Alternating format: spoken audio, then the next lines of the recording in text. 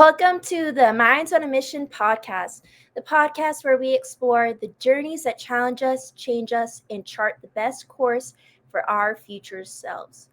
You can find us on Facebook, Instagram, X, YouTube, Spotify, Apple Podcasts, Spreaker, Podbean, and Buzzsprout. I'm your host, Samantha Bailey, content creator and entrepreneur. In today's guest, we have the owner of Empaths Empower and certified life coach and healer, Hayleigh Newsome. Say hi. Hi. How was your day today? It was pretty good. Pretty Yeah, productive, I would say. that's good. I wanted to start this off with actually letting our viewers know a little bit about our history together. So Hayleigh and I actually met at a daycare we worked at late 2022, early 2023. And at first we didn't click, but once we kind of got to know each other and realized that we had a lot of interests in common, like real estate investing, we decided on a whim to go to an event last year, and that was the UFD event by Kris Krohn. And so the reason I want to bring that up is because I wanted to ask you, could you talk a little bit about your experience and what you learned from going to this event? Yes. I first want to start off by saying thank you for allowing me to speak and tell my story.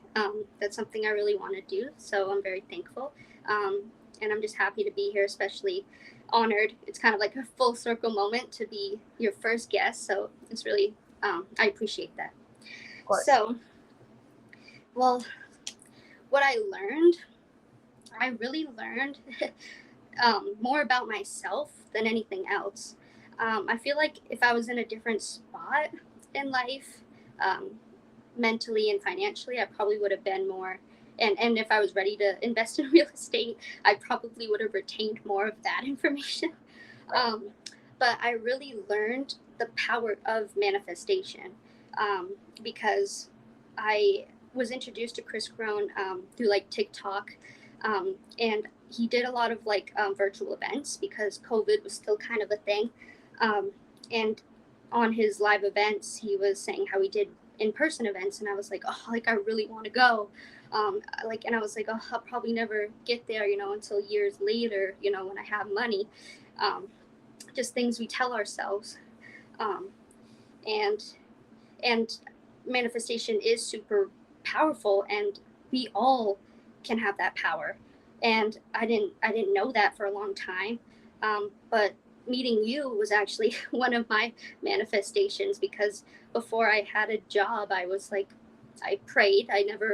I'm not religious or anything like that, and my family's not religious or spiritual, and I'll get into that a little bit later. But I prayed. I was like, oh, I just need a friend that's like-minded, that's in the entrepreneur space. And like when we first met, like we didn't click right off the bat. But when we finally did, it was awesome and meant to be, I believe. So the first thing was I learned the power of manifestation, um, and the second thing um, I learned was that you can learn a lot from other people, because that'll save you so much time. If you learn from someone that's already done what you want to do, it's going to save you so much time rather than trying and failing, which is very valuable, but it saves you so much time when you've already got the information from someone who's already done it. Um, I also learned that with big risk comes big reward, because so we were on one of Kris Krohn's live events together, and he was selling something, and I was like, oh, like this could be it. This could be our big thing. And of course, I invested in it, and it came with 2 tickets to his UFD event.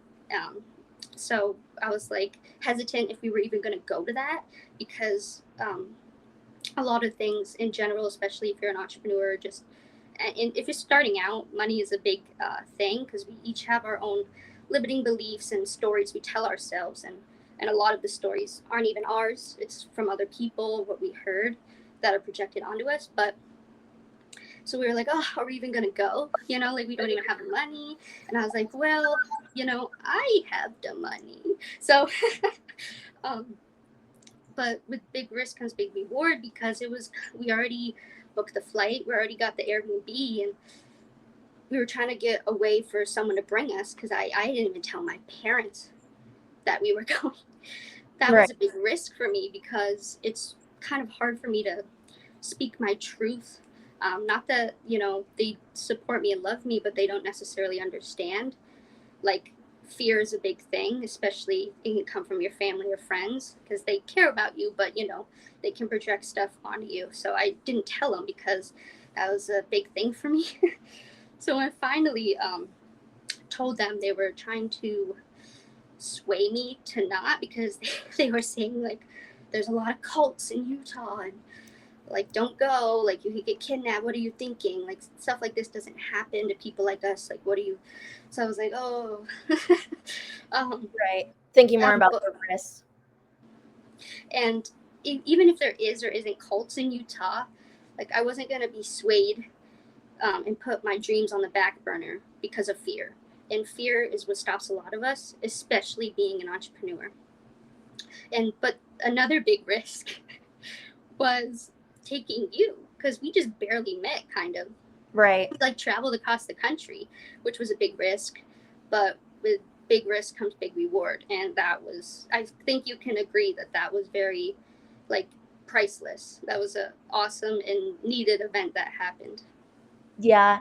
I feel like there was so many firsts, and I think that, you know, anybody we told, and if we told anyone that we didn't know, like, hey, we just met and we're gonna do these things, that people would be like, you guys are crazy, like, what are you doing? Why are you gonna go to this when you don't know? But I think that both of us just feeling so connected to our passions, and just knowing that, like, we were gonna have to make those hard decisions, really benefited us. And I think we wouldn't have had that strong bond if we weren't both so dedicated to our dreams. So I think that was one of the most valuable experiences, that we both had. And I think about that day every day. Like, it will forever be in my mind, thinking of that and the experiences we had and what we learned. So yeah, I'm so thankful that I got to have that experience with you, and that you're sharing this with me now. And like you said, the full circle, it's like, it's crazy. It is. um I wanted to I had a sorry, oh no, I you had a go couple ahead. other things I wanted to touch on that I learned, because I think it's also valuable for the viewers. Yeah. So another thing was intuition. Um, that's something that I learned. I already kind of am intuitive, but to go out of your comfort zone and really follow your intuition. I mean, one, the investment in general was one. It's just like the gut feelings of, like, there has to be more out there. There's something for me, and if you're not happy, there's going to be something pulling you to somewhere, and you have to follow it, and you don't know how, or you don't know what. Um, but following my intuition, like, actually going, because I was scared. I mean, I never traveled alone. Like, I know you have, but not without my parents. Like, Right. but but your intuition is way more valuable than anyone else's opinions, unless the opinions come from the right people. And you'll know if they're the right people if you listen to your intuition. So, also learn to face and overcome your fears. We both did this with, Yes. like, the limiting belief exercises, when we had to, like, step into that arrow, and then breaking the board, because we wrote limiting beliefs, and on the other side was the empowering belief. And, like, you would think, oh, only people who do karate can break a board.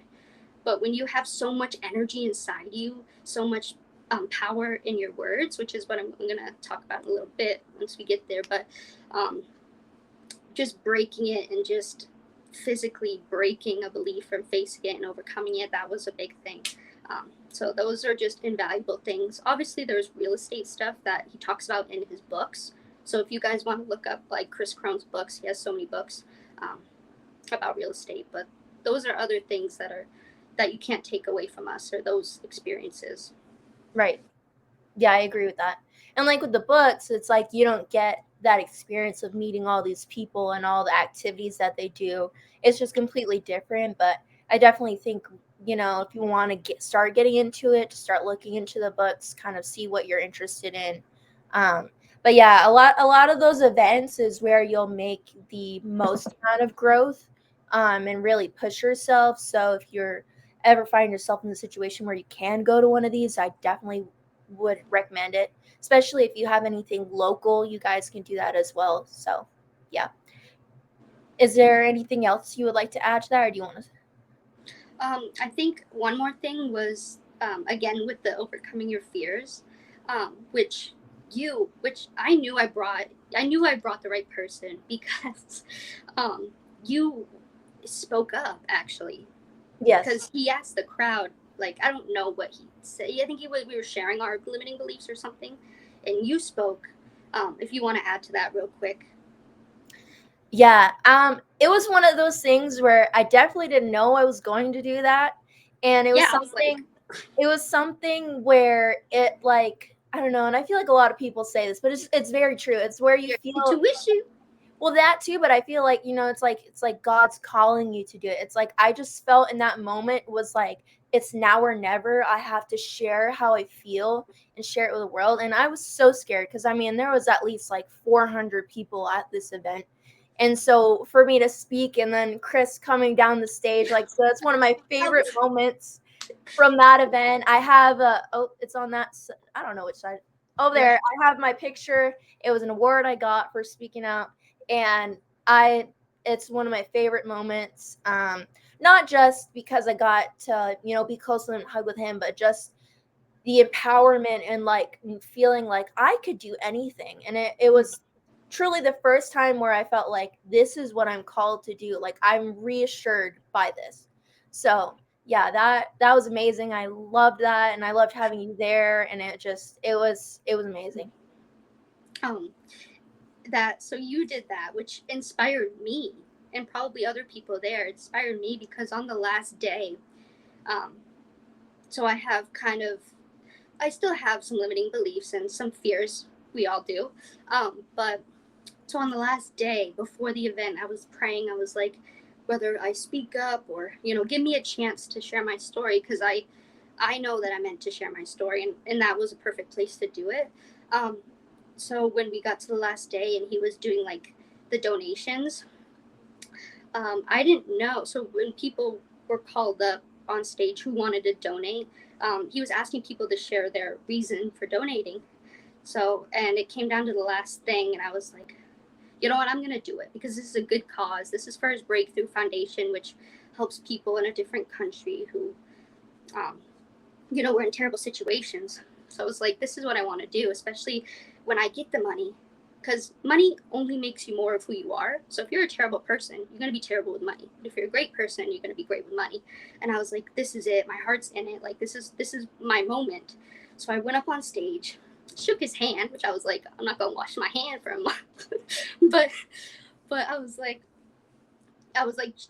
shaking in my boots because I was like, oh my god, is he gonna ask me to speak? Like, obviously, it took me a lot of courage because I was afraid. I don't want to say thankfully, but he didn't ask me to speak. But I was at least had my face up there. I at least had my moment, and I at least did something good, which you inspired. And also, that's just another thing, is facing your fears. And as an entrepreneur, you have to do that almost every day, really. Yes. I I'm I feel like I just have no words that could truly describe that. You know what I mean? Like as much as we share this, it's like it's something that could never be replaced. That event, like it, and the way that we were so young and able to pull it off and figure it all out together, even though like we had the odds stacked against us and like your parents, you know what I mean? Like we're very concerned. It's like it we made it work and we made it happen and we went there and thankfully nothing bad happened to us, and it mainly was solely good experiences, and it's like I'm truly grateful for that. Yeah, definitely. All right, I will think We're good. No, you're good. It's so hard because it's like there's so many things I want to ask you, but it's like in an hour time, it's like how do you fit in everything? Because it's like we, I feel like we both have so much to share, but I definitely think like in the future we should do like a follow up, like seeing where we're at Yeah. in like 6 months or something. You know what I mean? So, for my next question, I wanted to ask you: do you feel like you have always known that you were meant for more? Or were there certain experiences that led you to this realization? So yes and no. Mostly no. I did not know I was meant for more. Um, I was born addicted to drugs, and I came from a broken household that prioritized drugs over me. Um, I was blessed, even though it did cause trauma, but I take it as a blessing that I was put into foster care, and I was finally adopted by the age of 4 by the family I have now. I love and appreciate them. Um, but I struggled a lot. Like, I was in and out of foster care, but I was finally adopted. And when I started school, like, I was not good in school. Like, I didn't, I tried to listen and I just didn't understand anything. And I was also bullied, like, in like first grade. And I actually stayed back in first grade because I couldn't read. So you know how in school, where they do the reading tests, Yeah. so the teacher, which is just crazy. Like, I know they want to assess you where you're at, but it's just kind of crazy how they do tests, reading tests in first grade. But I mean, now the kids are really advanced. But anyways, so she took me to the side, and the book had pictures on it, and and I don't like to read. Till this day I don't. I'd rather listen to an audiobook. But I was just looking at the pictures and making up a story, and she was like, "No, like you need to read." And I couldn't even say the word "the." I didn't know how to pronounce it. I didn't know what that word was. And she got the class's attention. She thought I was just joking. So she got the class's attention, and she made me stand up in front of the class and read. And I froze because I had no idea like what I was reading. And I actually ended up peeing my pants in front of the whole class. Um, and that traumatized me. I mean, I was like 6. I mean, what do you think that did to my self confidence? Like, it brought it right down. And that's probably one thing that contributes to my fear of being on stage or whatever because of that. I mean, there's other things that happened too in my life, but that like started it, and especially my hatred for school. Um, what else? Yeah, so I just felt like I felt really dumb. I didn't feel like I was meant for more. I felt dumb. I felt stupid. I a lot of times I felt like I was too much because I was a hyper kid and I had a big personality, and I was told, like I was annoying, um, even by my family members. Um, so no, um, I didn't know that I was always meant for more, but it wasn't. Well, there's other things that contributed to it, like because I've always had these big dreams. I like to say because I'm a Leo, like we're a little bit, I don't know, but we like the shiny things. Let's just say that, which you know me. But I used to want to be like an actor or actress. I want to be a movie star when I was a kid, and over, like I was told, like no, like you can never do that, or we didn't have the money to take you places or anything like that. So I was just like, I gave up on that. And then in second grade, when um, we had parent teacher conferences, the teacher asked me what I want to be when I grow up, and I said a singer, which in reality I think I just wanted to be Hannah Montana. Like had the best of both worlds. But and then she was like, well, sing something for me. And I didn't even sing in front of my family, really. Like, if I did, like, I was just really shy, and I froze. And she was like, well, then you're never going to be a singer. And I was only in second grade. I was like, bruh, like, Right. like that's just crazy to tell a kid. Like, there's a lot about the school system, but in middle school, I don't want to take up a lot of time, but in middle school, I started unpacking a lot of my childhood trauma. and I fell into the wrong crowd because I mistaked attention with love. Um, and I started to get into a dark depression, and I had really bad anxiety, especially with school. Like school, I already struggled academically, but then I started to struggle emotionally. Um, and it got really bad for me, and I started self-harming. And in like 7th grade, I started smoking weed and drinking. I didn't really drink that much, and it wasn't really, I did end up getting help though. Like I was in treatments, and a lot of the work I did was my own, but I did get help externally. And then I was finally put on an IEP, which is an individual education plan, which a lot of people that need it don't get it. And it had to take me to be, um, I had these suicidal thoughts I forgot to mention. Um, there was a point in my life where I was highly considering like the world would be better without me. I didn't want to be here. I didn't want to have this pain anymore.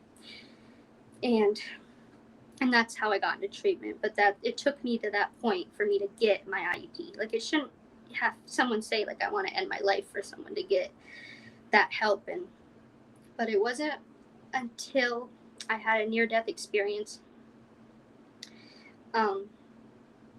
And then I moved to Maine. So when I was in my last treatment center, so there's some specific experiences that let me know I was meant for more.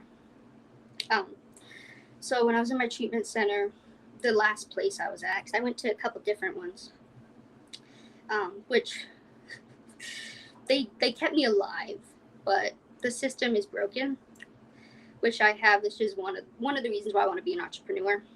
But the people are good. It's just the system that's broken. But anyways, in that moment, I was like ashamed of myself because I didn't want to be like my birth family, because I felt locked up. Like I felt like it was just not good. But that's when I started praying, and I'm not religious. I actually used to consider myself an atheist. Like I didn't believe of anything. Like I was like, if God was real, why would he do all these bad things? Right. But so I started praying, and I was like, please just take it away. And then the summer going into 9th grade, I was hanging around with that toxic friend, and we got into drinking, and we started smoking a lot. And then that school year, which is when I really got help with my IEP, there's a specific moment. So my mom left to go to a school meeting because one of the teachers didn't accommodate me. He wasn't following my IEP, which looking back on it now, like, because at the time I was like, oh, I hate this teacher. But looking back on it now, like he was trying to push me and challenge me, which if we were challenged earlier on in life and we're told that like we can make mistakes instead of feeling like mistakes make us, which is the school system is so good at doing, you feel like you're a mistake, but that's not true. Like he was just trying to challenge me, and at that time I was like, no, don't F with me, leave me alone, like. And Right. So my mom went to the school to have a meeting, and then she went back. She after the meeting she was gonna go get us breakfast or whatever, like bring it back. So I was home alone for a good minute, and I was about to take a shower. And I felt really alone in this point of my life because my only best friend, I felt like I was losing her. So my dad had a bar in our basement because he used to have a lot of people come over and drink. And the bar was really nice. Like it was a nice bar. But he usually locked it because he thought my sister was taking alcohol, but it was really me and my friend. In that day, it just so happened it was unlocked. The door was unlocked. So I went and I started taking shots of everything because I didn't want him to know that I was taking alcohol. So I took a little bit of everything. And then I went upstairs and I was like, I'm not really feeling it. I'm going to go back down and have some more. Bad idea. And I go back down and I start taking a lot. Like I'm drinking a lot because he had a lot of different stuff. And I go back upstairs in the shower and I was like, yep, I'm feeling it now, Mr. Krabs. Like I was gone. And I know it was bad because when I was out of the shower, I almost like fell to put my pants on. Anyways, the toxic friend was the last person I talked to when I was drunk. This is the last text message I sent. And when my mom got home, I was like, oh no, I thought I could wait and have the drunk, leave my body, leave my system before she got home, but no. So she knew something was off because I wasn't acting good. And I literally couldn't keep my head up. I was bobbling and I was all over the place. I wasn't there at all.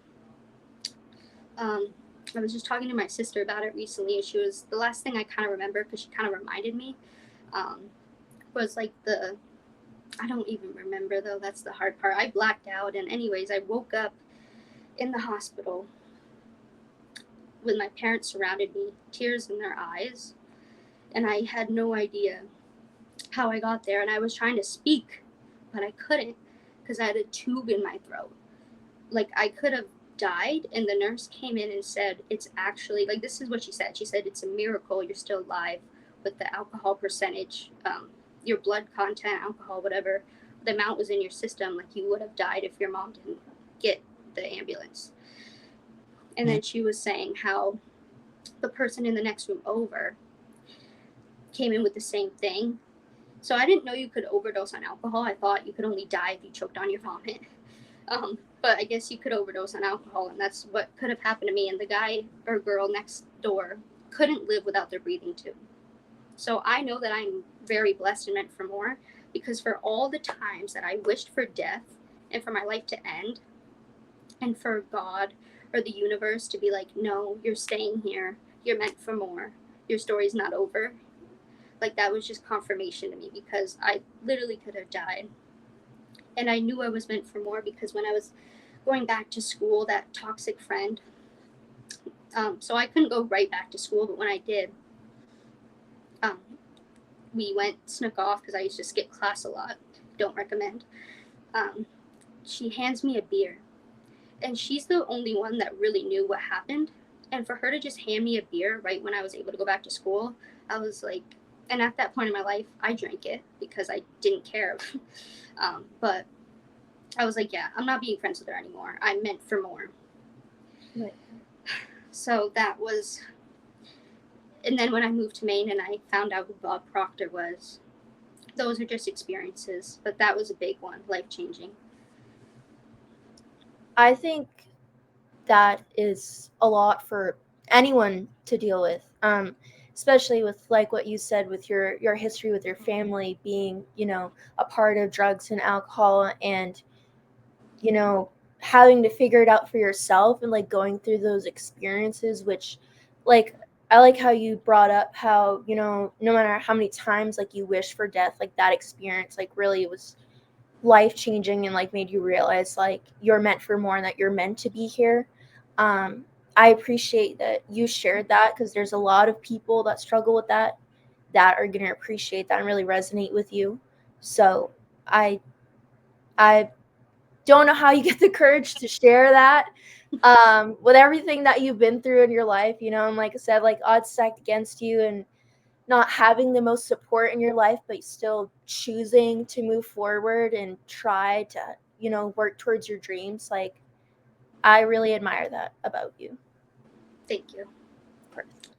Is there anything else you'd like to share about that? I know you talked a little bit about Bob Proctor. Do you want to talk about like how that was influential for you, or?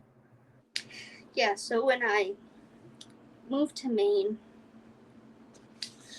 I was still like grieving, and I felt like, I had a lot of loss in my life at that time. I've never moved anywhere, so this was a big change for all of us. But I felt really alone, but it was also like a clean slate. And I had like a big ego death because I was a nobody. So I was like stripped of everything of who I was, which is good because I didn't like who I was. And I started to be like, so I did some healing. When you're alone, sometimes I feel like the universe pushes us to be alone so we can heal. And I did a lot of reflection, and I did a lot of like praying because I didn't like being alone. But I was alone for a couple of years until like I met you. and another one of my friends I met at school. But when I realized I wanted more for myself, um, and I had an intuition, like feeling that moving to Maine was going to open up a lot more opportunities. In the beginning, I thought, oh, there's better colleges. Right.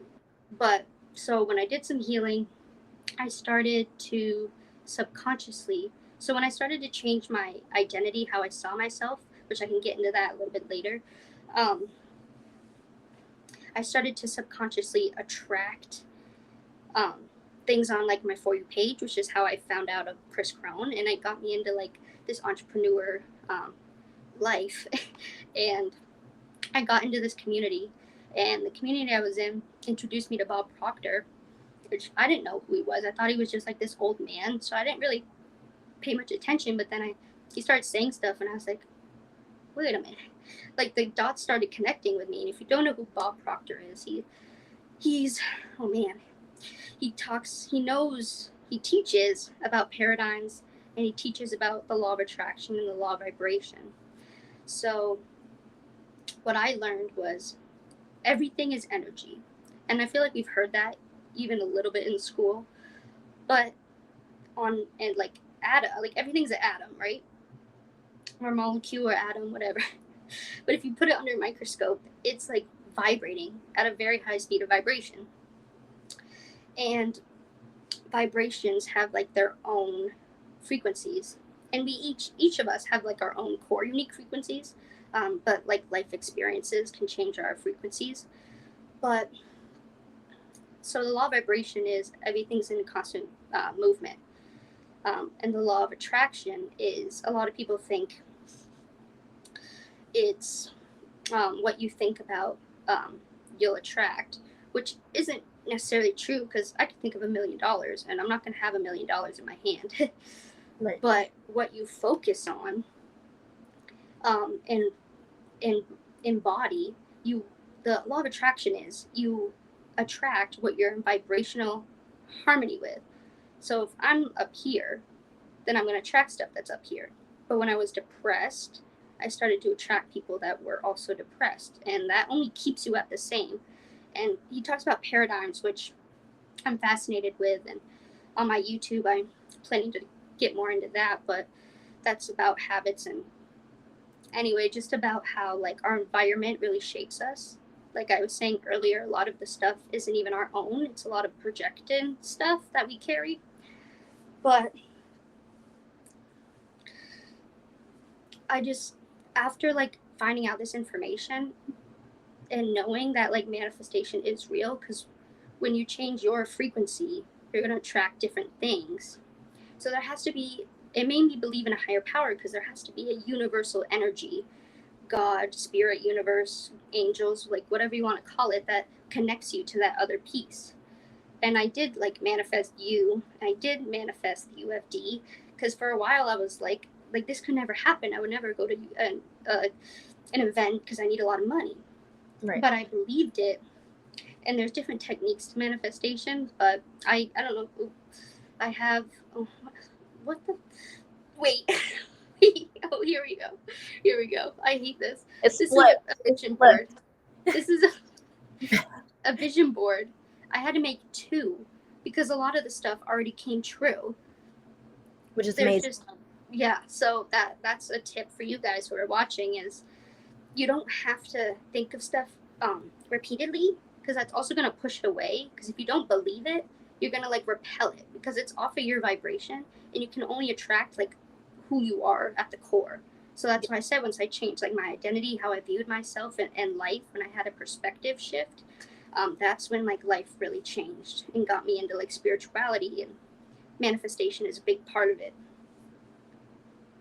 I really like what you shared. I feel like you're giving out a lot of great tips for people, especially, like in different aspects of, I know earlier we talked about like kind of starting out and, figuring out like how to get started by reading books or going to events, and now kind of talking about like things you could do if you're leaning towards spiritual. So I really love that about you. There's so much that you can share and that you're passionate about, which is like, it's awesome. I feel like we're just getting so much this episode. I love it.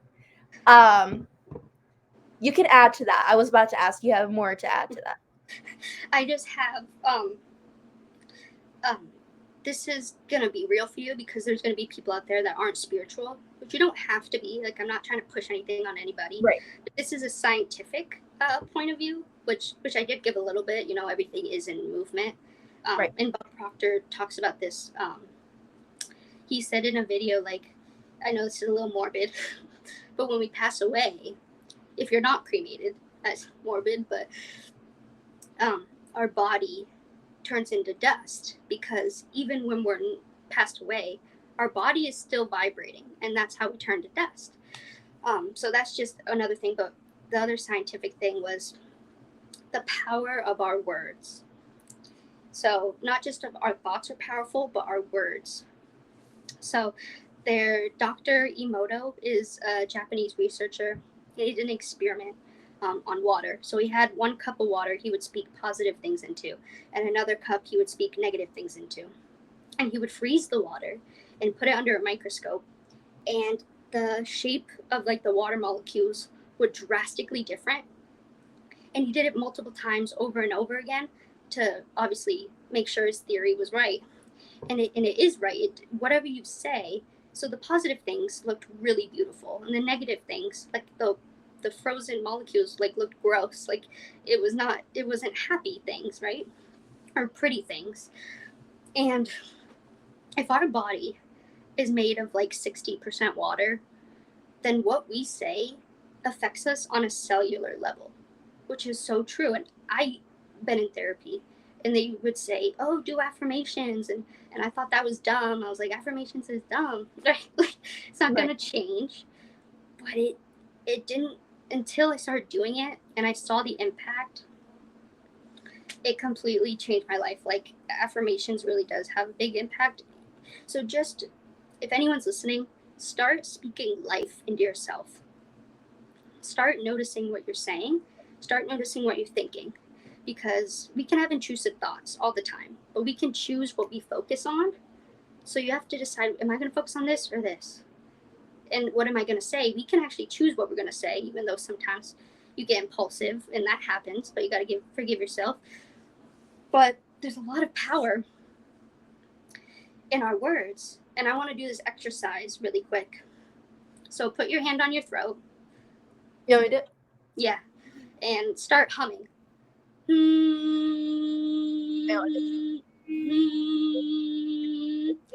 can feel it vibrating, right? Yeah. And our throat actually is I got into chakras as well on this journey. And our throat is actually one of our energy centers. There's a lot of people that believe there's like hundreds of chakras, but there's 7 main ones in our body. And I wanted to go over a little bit of that for people who don't know or who are interested in it.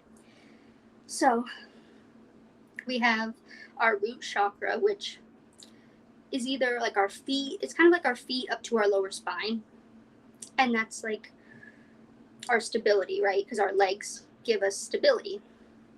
The sacral chakra is our private parts, and that's for creativity, because we can create life there.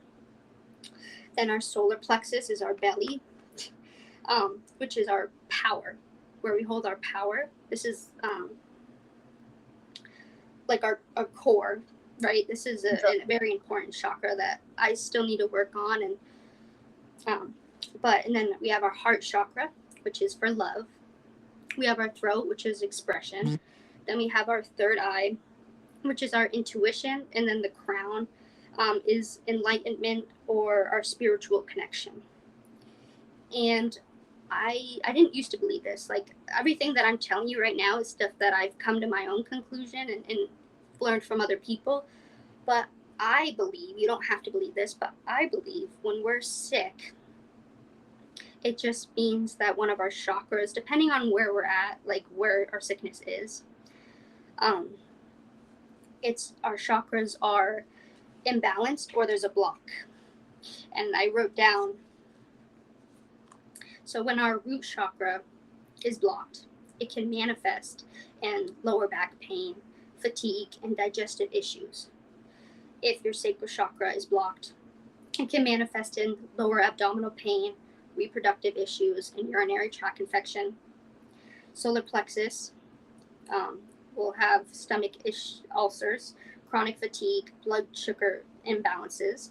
Your heart, you can have chest pain or heart issues, poor circulation, and respiratory problems like asthma. Your throat, you can have a sore throat or laryngitis, neck stiffness, or thyroid problems. For your third eye, you can have headaches, vision problems, and sinus issues. For your crown, can manifest as migraines, neurological disorders, sleep disturbances like insomnia.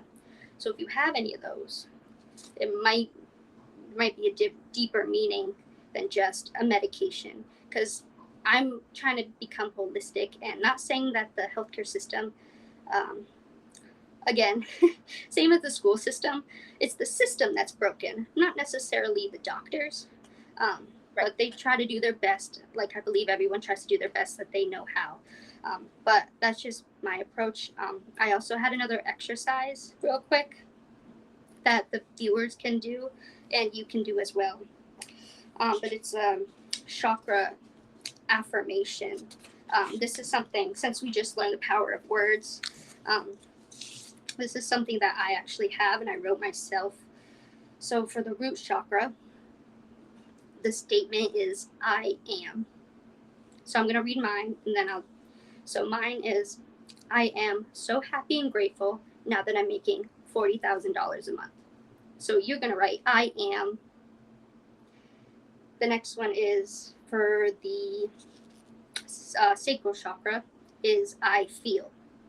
I wrote, I feel at peace with gratitude and fulfillment. The solar plexus is I do. So I wrote, I do not chase, I attract. Those are my spiritual people out there. The next one for the heart is I love. And I put, I love money and money loves me. For the throat, it's I speak. So I speak, and then fill in the blank I did. I speak my truth and live in my purpose, which I love. That's my favorite one on here. But then my third eye is I see. And I put, I see abundance all around me. The last one is your crown, and that is I understand. So I understand why I receive so many blessings. And I read this. I don't have any other affirmations, but sometimes I'll say like, oh, I'm a millionaire, But these are the core affirmations that I have, and they coincide with each chakra. So it kind of makes me, I have the intention of aligning each chakra when I say them as well. So I thought that was really cool. thank you. Yeah, I feel like, yeah, that's something I want to get more into. I mean, I've played around with like affirmations, kind of similar to that, saying, and like we learned some of that with Kris too, like trying not to say things like I do not, or just certain things that like kind of sound like negative tone, trying to be like, you get what I mean, right? Like in the now statements. So yeah, I think that was really cool. That's a great addition to that. And like, I would love to see like whoever watches this, if they start doing that and what kind of things they want to say when doing theirs. That would be very cool. So yeah. You want to get into the next question? So,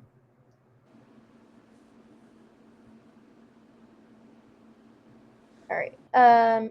So if our viewers don't know, you have a Facebook group called Empaths in Power, which is your community that you created. I wanted to know the thought process behind this and where you see the group going in the future. So another thing that I thought was going to be far out in the future, which is literally the difference of thought, because I was thinking, oh, I'm not qualified, even though that's still a limiting belief that I'm trying to still work through. But I would see other people having these Facebook groups, and they looked more professional. But that's just my projection, right? So my thought process was like, I know in my heart, like, I want to make a community, um, not just for empaths and entrepreneurs, but just for people who have a knowing that they're meant for more.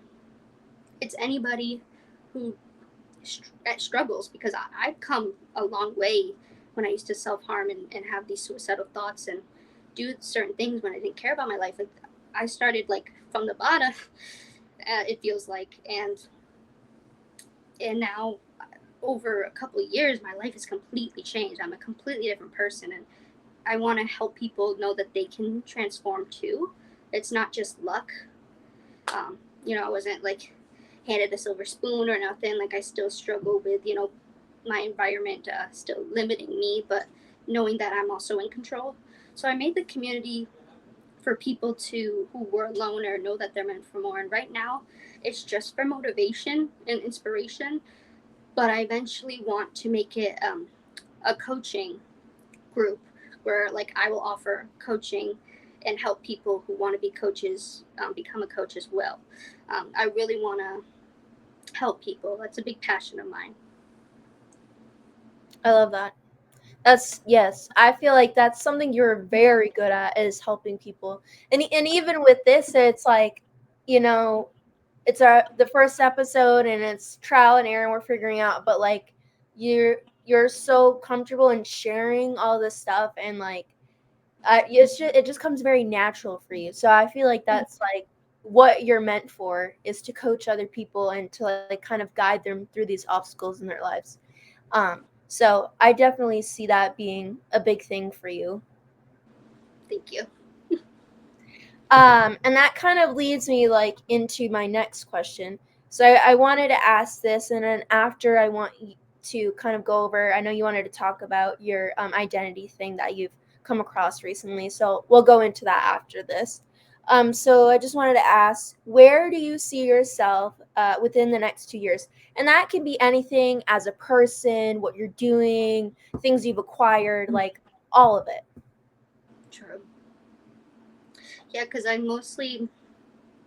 like to, I'm focused on business, which, be about your business, but, but as a person, like, I definitely, um, I would love, I am, okay, I can't wish for it. I am starting to work out. So I want to be healthier in that way. Because it's also good for your mental health as well. Because when you eat right and you work out, your body naturally produces the right hormones and whatever. Um, which there's a science behind that, which would love to get into, on my YouTube channel and whatnot, and more of Bob Proctor's teachings on my YouTube. Um, but mainly, I'm focused on becoming. So I'm already certified as a couple things, but I want to actually start my coaching business in like 2 years or sooner. Um, so I see that happening, but so I have a plan.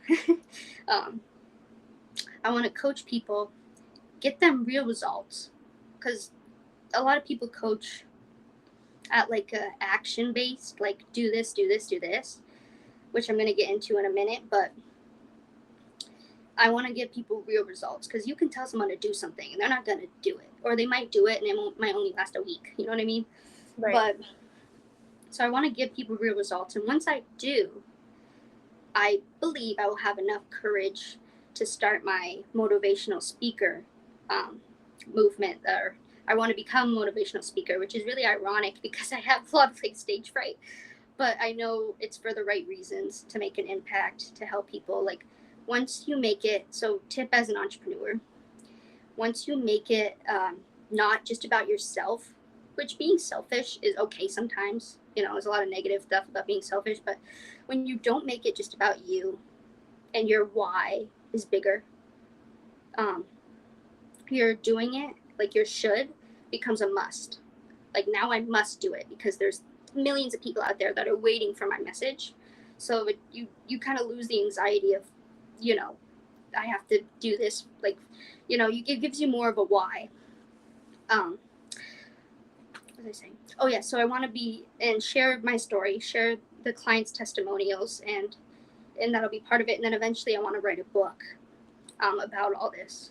Um, but the main goal, like, so it's I found out because when you're an entrepreneur, your mind like expands. So I didn't know like motivational speakers. Like I kind of knew, but I didn't really envision it for myself. But you literally get paid to travel around the world to speak. Like that's really cool. So from the money I would make from that and coaching and whatnot, like I'll invest it to have my money work for me. And then my actual dream, my big business I really want to do, and this is what started me. This is Bob Proctor. I remember when we kind of just moved here, like I remember this is my big aha moment. This is what really got me into entrepreneurship is I realized I didn't know how. I know a little bit more now, but I still don't exactly know how. So my first big idea was, which I moved away from a little bit, but not really. So my first big idea is, so from coming from someone who's been to like psych wards or mental hospitals, I hate using that, but um, they mostly just like shove pills down your throat and keep you alive. That's it. Like as long as you don't hurt anybody or hurt yourself, and you look like you're fine, they'll let you leave. Um, what I want to do is create these mental hospitals um, and actually integrate real coaching, bring in motivational speakers, really like not just put pills down your throat because that's just a band-aid. You're not getting to the core wound of anything. That's not helping anybody because then they're just going to go back into the space that broke them and they're going to repeat the cycle. And I want to break the cycle for people. That's my mission here, is to break the cycle, because I feel like I've broken a lot of cycles already from my family and whatnot. But so I want to do that for people who are in real crisis, because I know what it's like to be in real crisis. But my newest idea, which I feel like, this is amazing, because I want to get into real estate and whatnot, and that has a lot of big payout. So there's no doubt in my mind that I won't be able to do this. But I want to make these like hotel sanctuary / mental health places. So it's like a hotel, because I want it to be accessible to anybody who just needs a break from their day to day. Like you can go for a weekend, you can go stay for 2 weeks, and it's like a hotel, but it'll have these different rooms for different classes. You can get a schedule, and the food there'll be vegan options. There'll be a bunch of healthy, holistic stuff, and there'll be, did I already say motivational speakers? But there'll be like yoga. There'll be a bunch of different stuff that will also be at the crisis facility, but also here too for people who just want to get away and learn more about themselves and get help, because it's not that accessible for people. And I want to make it more accessible. So that's my big plan, is to make that for people, have a place for them to really go to and get the one-on-one help that they need. But then also, if I'm a coach, I can coach virtually as well. So it'll be accessible all over the world. So that's my big goal, big dream. I love that. I mean, there's a lot to it, and I love seeing like the big picture of like down the road, like what you see doing, like what you would do with your money, and like really helping people beyond just coaching and stuff. I feel like I think we've talked a little bit about it, but we didn't, like, we had similar interests with that, which we didn't know, but like similar things. I had thought the same thing, like feeling like there's a lot of things in school and stuff that they don't teach you, that like I wish that people would learn, and like it was more accessible. So I mean, very similar. And I think, if you wanted down the line, that would be something we could do together. Yeah, we could. Because I mean, I agree with a lot of that. There's so much that people need to learn. Especially like I feel like it could be a great integration of, kind of doing it where it could be kind of like a school type thing, or kind of like a mental I don't want to call it institution, but you know what I mean. Kind of just like a sanctuary for people to come to. Like I think it's very beautiful, and that's why we're so connected. It's like there could be once people go to like this hotel, whatever, if they want to continue this, there could be virtual classes where we can do that, where we like hire people, train them, and we get it all over. Because I have it on my vision board whatever. I don't know which way to lean, but I have it on my vision board where I have, because this is something I kind of learned from Bob Proctor, is because he started out broke and sick all the time. Like, he wasn't handed a silver spoon like either, but he manifested. He said he wrote a card, which I don't do. I probably should, but I need to. Okay, I need to. You should do this too. Write down on a card, like a big goal, and he wrote, I will own a business or company that operates all around the world. And that's something I want to do. I don't want it to just be a U.S. thing. I don't want it to just, like, not even a state thing. I want it to be U.S. I want it to be other countries. You know what I mean? Yes, So, global. but he carries the card. He used to carry it. He did pass away. God rest his soul. But he did carry around a card, and he manifested it. And that's another trick for people who want to manifest, and read it every day and carry it around with you. So subconsciously, it's always with you. Yes. But yeah. It's awesome. I feel like great way for us to kind of end this is with you talking about the identity thing. I wanted you to share about that and what you've learned and all that. So this is kind of quick because I wanted to actually end it with something in a minute. But so for the identity thing, which I just learned, so from the HIC, Health Coaching Institute, this is where I kind of learned it. So let me see. So if you don't know, our beliefs influence our thoughts. Our thoughts influence our feelings influence our actions, and our actions dictate our results. And for a lot of us, it's the results we want to change. We think, oh, once we get a car, once we get the money, then I'll feel good, whole, fulfilled, whatever. But no, you have to work from the inside out. And what makes you believe certain things is the identity. What we identify as really influences our beliefs. I mean, a lot of beliefs come from maybe your family or friends or school, whatever. But some we have our own, and a lot of we know a lot of people think, you have to change your beliefs because we carry around a lot of limiting beliefs, which is true. But you can't change your beliefs if you don't change your identity. And that's what I discovered is identity-based habit change, which I eventually will coach people on, and I want to help people change on an identity level, because that's where you're going to get the biggest results, because that's what happened to me. And I didn't even know it until recently when I found out that was even a thing, because I thought you had to change your beliefs, but it's deeper than that. So which I want to talk more about paradigms and stuff, which you can find on my YouTube channel, Empaths and Power. But yes, so I don't want to go over time, but I did want to end, if you want to add something real quick, but I did want to end with a little poem. No, you're good. And I didn't want you to feel rushed either. I just kind of talked about the identity thing kind of being our wrap-up segment. But yes, I would love you to share whatever else you want to share, the poem, anything. So this is how I want to end it, because this is not my poem, even though I wish I wrote it. But I got this from the book. So a great book you can start out on. My first ever book I listened to was Rich Dad, Poor Dad by Robert Kiyosaki, which will help you with your money mindset, which I highly recommend. But the book I'm currently reading is Worthy by Jamie Kern. And she wrote this poem, and it's a little bit lengthy, but it's really good. So I'm going to go. Let me get a drink of water real quick. I'm excited. It's really good. This cup says, eat, sleep, save lives. I was like, I felt called to get this cup. But anyways. Branding, I love it. So the poem is called, You're Not Crazy, You're Just First.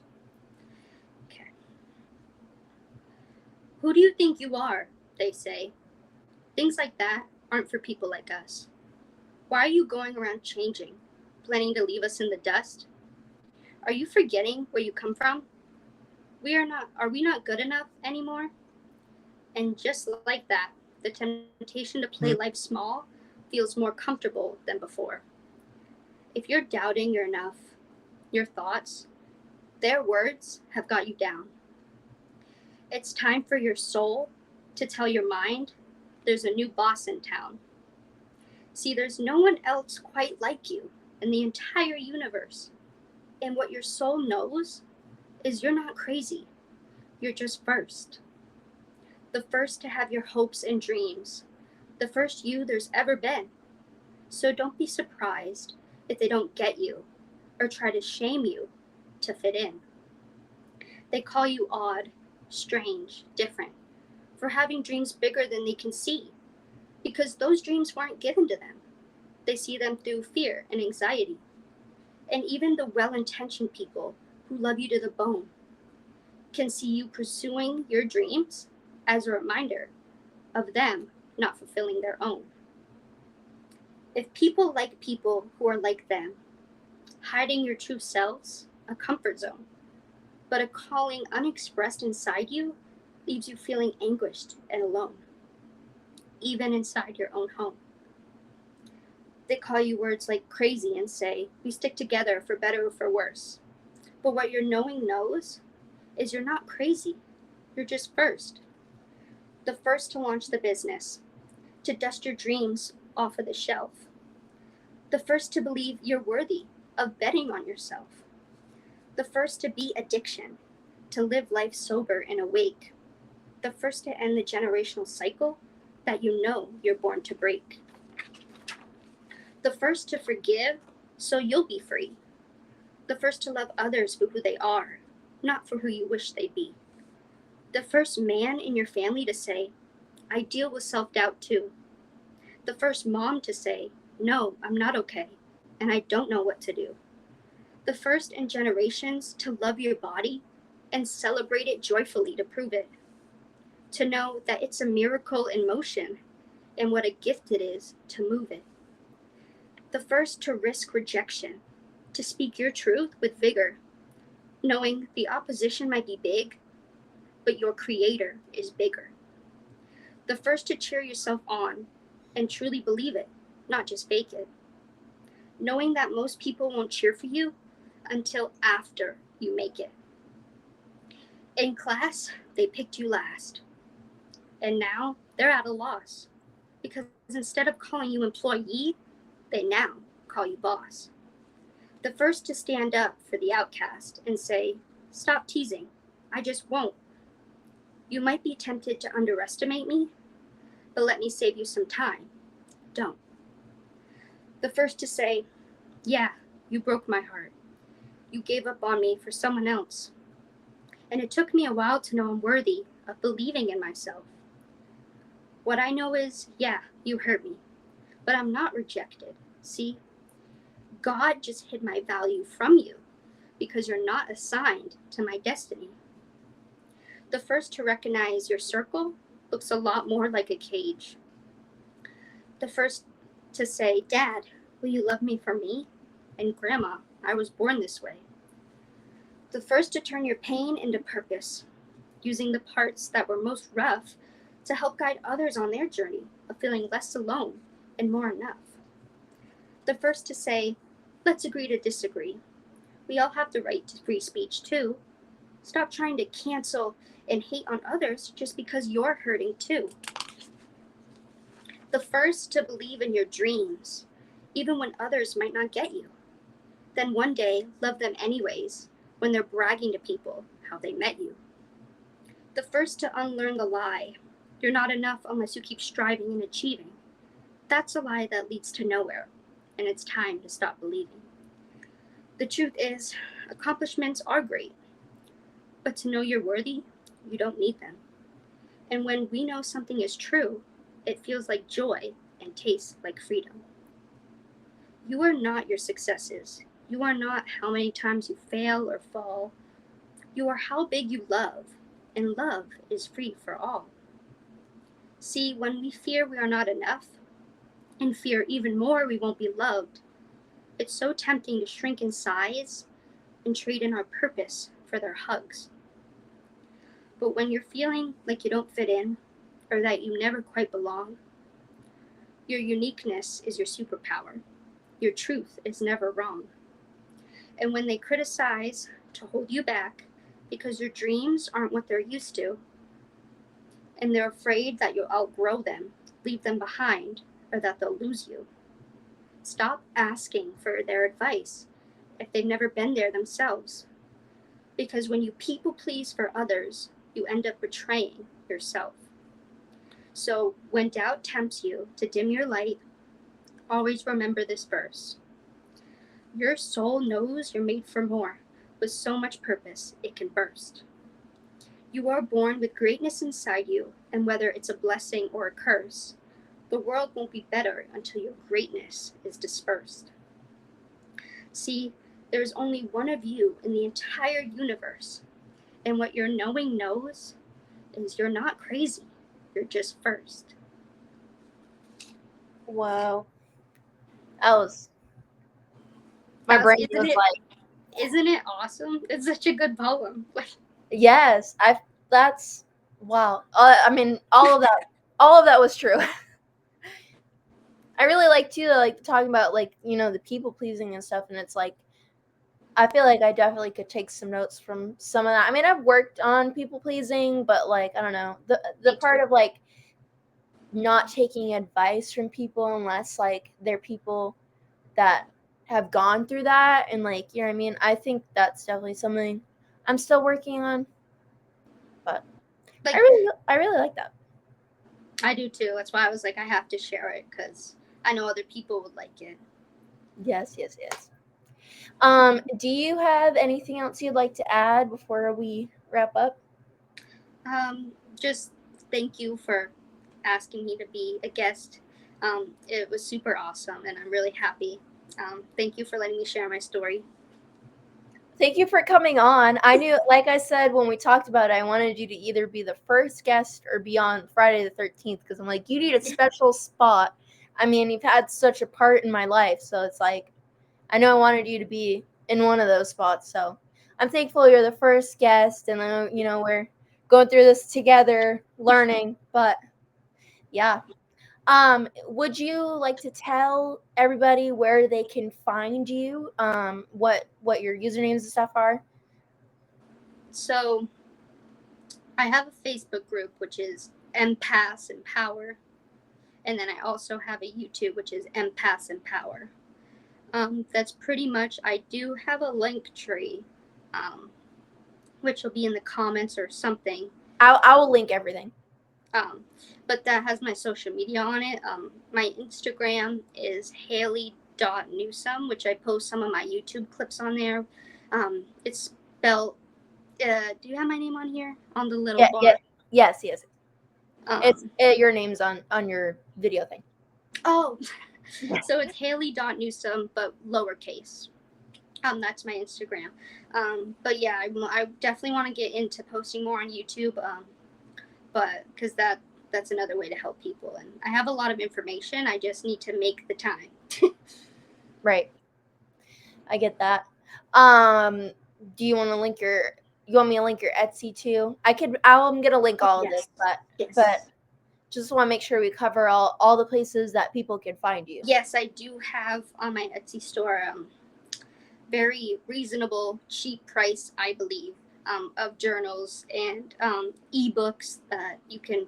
The journals are printable. I know if you don't have a printer, you can go to like a public library and use that, or you can just there's prompts and you can just write down your answers if you don't want to print out. That's totally fine. But I made those for people, like mental health journals and just prompts to help overcome limiting beliefs and reflect and learn more about yourself is why I made them. Right. That's also Empaths in Power. Everything is pretty much Empaths in Power. Yes. And so I said, for make it easier for everybody, I am gonna link all of her stuff and all mine and everything, where you could find both of us and everything, to make that easier. For my stuff, you can just look up Samantha Bailey on Facebook. I think on Instagram and TikTok, I'm Sam B Daily Motivation. You can also find me on Twitter or X. I'll have that link because I don't know. It's a different username. But yeah, and then for our show, I'm on Facebook, Instagram, X, Spreaker, Spotify, Apple Podcasts, Podbean, Buzzsprout, and it is on the little thing on here. I am gonna soon make a TikTok account and post clips, but for right now, I just got these out. And then we will be able to, after 2 episodes, be syndicated on things like Amazon Music, Audible, Pandora, all that. We're just not able to do that until you have 2 episodes out. It's for some weird reason. You have to have like a thing called an RSS feed URL. But my mom showed me how to do all that. So yes, we will be on other stuff after that. I just want to thank you so much for coming on and sharing everything. And I think the only other thing I want to add to this is the guests that we have coming up. So next week's guest will be Giovanni Savo, and he's gonna have a lot to share about him being in the financial industry and talk about him having a business with his father and I think his brother when he was younger. And then the following episode, which will be next Monday, will be with Jordan Suber, and he'll be talking about real estate and sharing more about that. So, yep, I think that's everything. We thank you so much for coming on and sharing everything. I had so much fun. Thank you. And is there anything you would like to share? Or no? Okay. Just want to make sure you got everything out. All right. Thank you so much, guys. I will see you on Friday night with Giovanni Savo.